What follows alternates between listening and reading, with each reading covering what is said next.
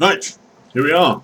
I am Maxius Light, and this is 7 Days to Die, the tutorials series that I've been thinking about doing after a conversation with a friend. Last time, in the first two videos, we showed you the game setup, we showed you the UI, the user interface, or the HUD, heads-up display. We've shown you about your inventory, the basics menus for crafting, skills, etc., etc.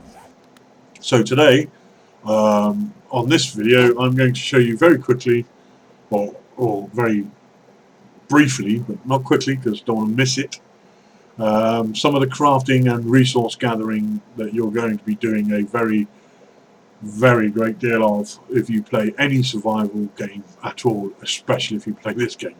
So, as you can see in the top right corner, we have craft a bedroll, gather plant fibers, 0 of 20. Now, plant fibers you gather with either a melee weapon such as a knife, or you just use your fists.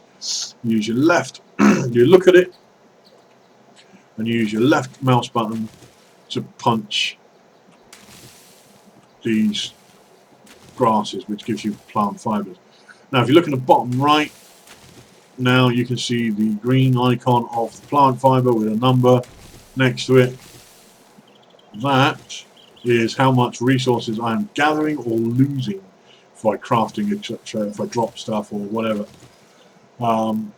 That bottom right there tells you what you're picking up, so it can be useful to keep an eye on.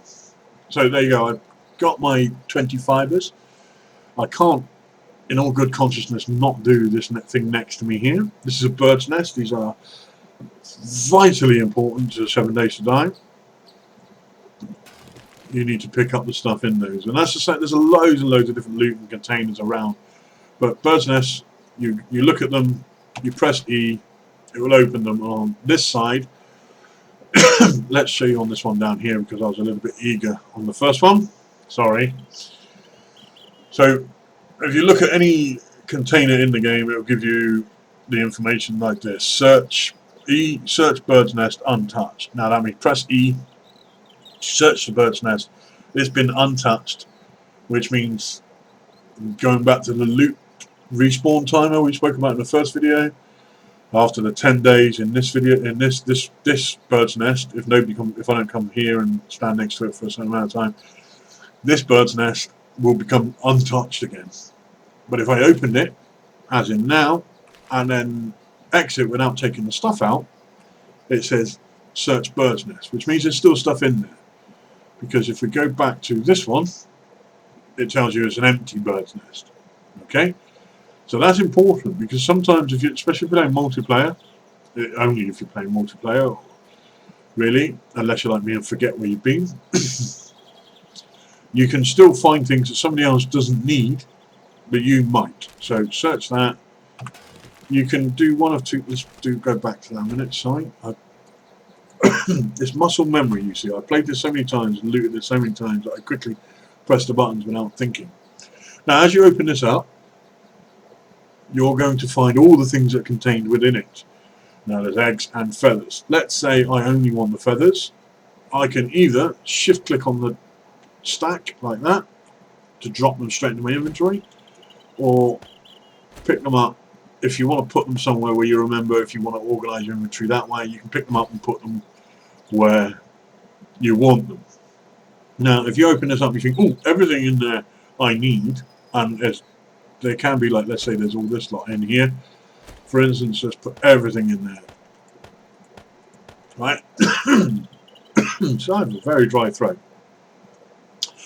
So you open this up and you're very lucky and all of this stuff's in there and you're like, oh, I can press it 8 times to drag it all over. You can just press R and that will loot everything. And if you look at the bottom right, it tells you exactly what I picked up there. Okay? So that's looting and gathering ever so slightly. So let's quickly cover the crafting. We press tab, as we know, and it wants us to craft a bedroll. Now, you can see all the items here. These are the basic items I can make. However, all the names are grayed out except bedroll, because when you click on bedroll, it will tell you on this side over here what you need to make it. So let's click on arrows for an example, because it's a bit more of a complicated recipe. To make one arrow, you need one piece of small stone, one piece of wood, and one feather.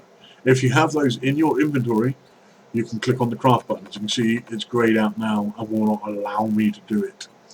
But I'm crafting a bedroll,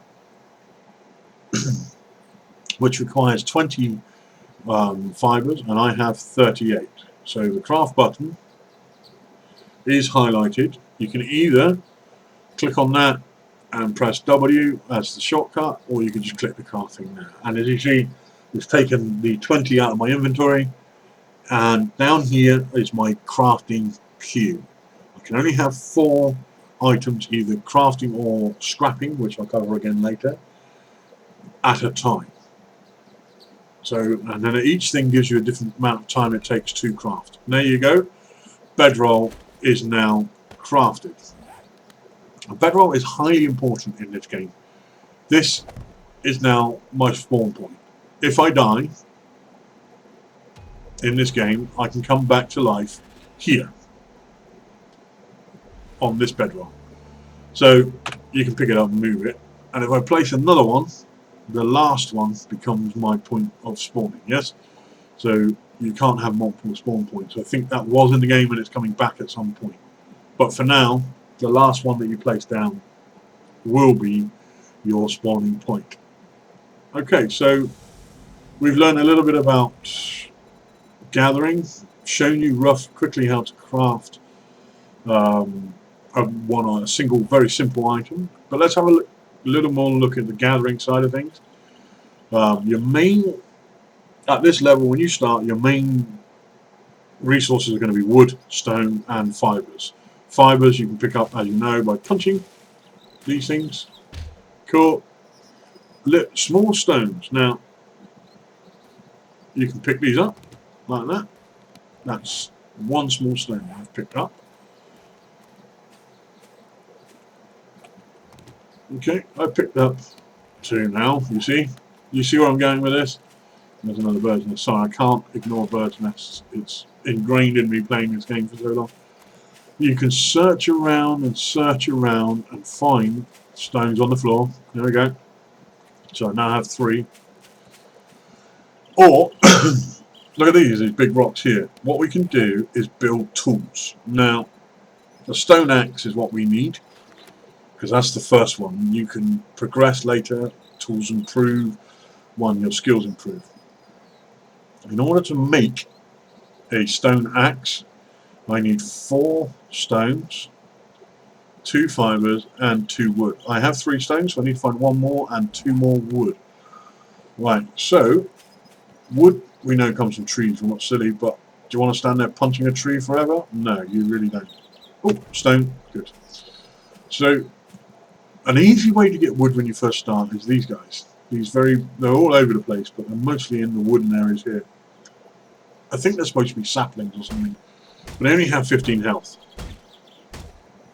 So you can punch this guy down quite quickly. So you only ever have to punch 1 tree, really, unless you're silly and don't keep an eye on your resources. So there you go. I have got 4 wood for that. I have 4 stone. I now have everything I need to build myself a stone axe. Which, happily coincidence, I didn't realise, I forgot, was my quest, which was down this side. The observant amongst you might have realised that. I'm an idiot and I didn't. I think I can either make a video or play a game. I'm learning to do both. Anyway, we are now armed with a stone axe. Now you saw how long it took us to take down this tiny little sapling with our fists. Now we have 4 wood in 1 hit when we can hit these guys now. So they're brilliant. And what we can do now, instead of gathering single stones at a time, we can come over to these guys here and using the left mouse button, the same as you would for any attack, you attack the stone. Now you see the stone, on the stone is a number going down from 400, it's now down to 64, 50. And a rock split. Now, these rocks split 3 times, so you can do this 3 times. And if you look at the bottom right, all the resources pouring into my inventory. Now, open up the inventory. There you see, from that little section, we've got 50 stone, 50 odd stones, some iron, which will come into play later, lead, and coal, which will come into play later. Okay, so that's gathering resources, and the same goes for a tree. You hit the tree, and you carry on hitting the tree. As this one goes down from 1,200 to 0, the tree will fall down. There is no fall damage from trees, but yeah. So you could drop these without worrying. I think there used to be, and again I think they're bringing that back, but at the moment they're building the framework for this game rather than worry about the details, which I think are important. So I'm just going to drop this tree down for you just so you can see really quickly, and that will be a very very good point to end this. Sorry, I'm looking over in the distance to make sure there's nothing coming at me. And there you go, the tree's down. So I now have 121 wood, some stone and feathers. Let's go for the last can make myself a bow real quick, wooden bow here, and let's go for another quick bit on the crafting. If you see the arrows, and I only have 4 slots, I don't want to stand here crafting arrows one after the other like that.